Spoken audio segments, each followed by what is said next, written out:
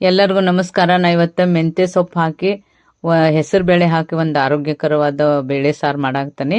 ಈಗ ಅದಕ್ಕೆ ಒಂದು ಬೌಲ್ನಷ್ಟ ಹೆಸರು ಬೇಳೆ ತೊಗೊಂಡನ್ರಿ. ಅದನ್ನ ಈಗ ಕುಕ್ಕರ್ಗೆ ಹಾಕೊಳಾಕ್ತಾನೆ. ಹೆಸರು ಬೇಳೆ ಭಾಳ ಹೆಲ್ತಿಗೂ ಒಳ್ಳೇದ್ರಿ. ಇದು ತೊಗರಿ ಬೇಳೆಕಿತ್ತನೂ ಬೆಟ್ರ್. ಅದಕ್ಕೆ ನಾನು ಹೆಸರು ಬೇಳೆ ಒಳಗೆ ಹಾಕಿ ಮಾಡಿ ತೋರ್ಸಾಕ್ತಾನೆ ನಿಮ್ಗೆ. ಇದನ್ನ ನೀರು ಹಾಕೊಂಡ ಹೆಸರು ಬೇಳೆಯನ್ನು ತೊಳ್ಕೊಳಾಕ್ತಾನೆ ರೀ. ಈಗ ನೋಡ್ರಿ ನೀರು ಹಾಕಿ ಹೆಸರು ಬೇಳೆ ತೊಳಿಬೇಕ್ರಿ. ಹಿಂಗೆ ನೋಡ್ರಿ ಕ್ಲೀನಂಗೆ ತೊಳ್ಕೊಬೇಕಾಗ್ತತಿ. ಈಗ ನಾನು ಹೆಸರು ಬೇಳೆ ತೊಳ್ಕೊಂಡು ಒಂದು ಸ್ವಲ್ಪ ನೀರು ಹಾಕೊಂಡು ಅದಕ್ಕೆ ಈಗ ಕುಕ್ಕರ್ಗೆ ಹಾಕಿಡ್ಬೇಕಾಕತ್ರಿ. ಅದನ್ನ ಕುದ್ಸಾಕ ಅದಕ್ಕೆ ನೀರು ಹಾಕೊಂಡು ಮುಚ್ಚಿಡಾಕ್ತಾನೆ ರೀ. ಕುಕ್ಕರ್ ಒಂದು 3 ವಿಸಲ್ ಹೊಡಿಬೇಕಷ್ಟೇ ರೀ.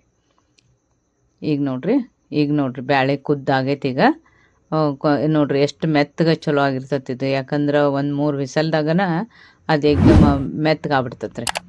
ಈಗ ನೋಡ್ರಿ ಬ್ಯಾಳೆ ಎಲ್ಲ ಕುದ್ದಾಗೈತಿ.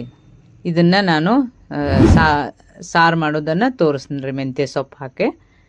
ಈಗ ಇದನ್ನೆಲ್ಲ ಹಿಂಗೆ ಒಂದು ಸ್ಪೂನ್ ಚಮಚ ತೊಗೊಂಡಾಗಲಿ, ಒಂದು ಮ್ಯಾಶ್ ಮಾಡೋದು ತೊಗೊಳ್ದಾಗಲಿ ಇದರಲ್ಲೇ ಹಿಂಗೆ ಮಾಡ್ಕೋಬೇಕ್ರಿ. ಅದನ್ನ ಬ್ಯಾಳೆ ಎಲ್ಲ ಮುಗಿಸ್ಕೋಬೇಕ್ರಿ.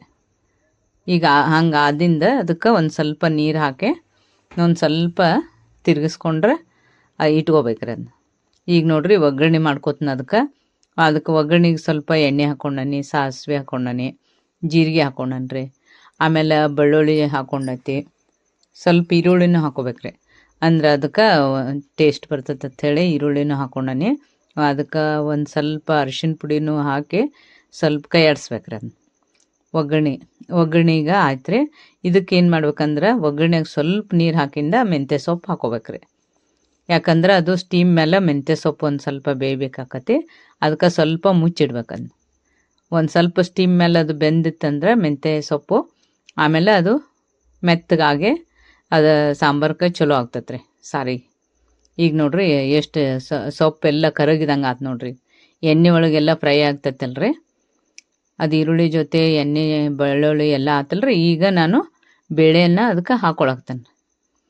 ಭಾಳ ಮಸ್ತಾಗಿರ್ತೈತೆ ರೀ. ಟೇಸ್ಟ್ ಹಂಗಾಗಿರ್ತೈತಿ. ಮೆಂತ್ಯ ಸೊಪ್ಪು ಅದಕ್ಕೆ ಕಾಂಬಿನೇಷನ್ ರೀ. ಭಾಳ ಚೆಂದಾಗಿರ್ತೈತಿ.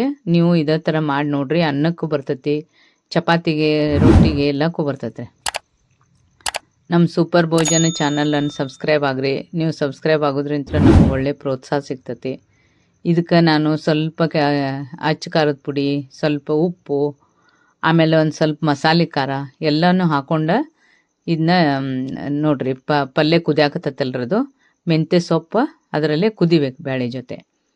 ಅಂದ್ರೆ ಅದು ಸಾಂಬಾರ ಟೇಸ್ಟ್ ಬರ್ತೈತಿ. ಈಗ ನೋಡ್ರಿ ಅದು ಚೆನ್ನಾಗಿ ಕುದಿಬೇಕ್ರಿ. ಒಂದು 10 ನಿಮಿಷ ಕುದಿಸ್ಬೇಕು ಅದನ್ನ. ಅಂದ್ರೆ ಅದು ಬೇಳೆ ಜೊತೆ ಎಲ್ಲ ಮೆಂತ್ಯ ಸೊಪ್ಪು ಕೂಡ್ಕೋತೈತ್ರಿ.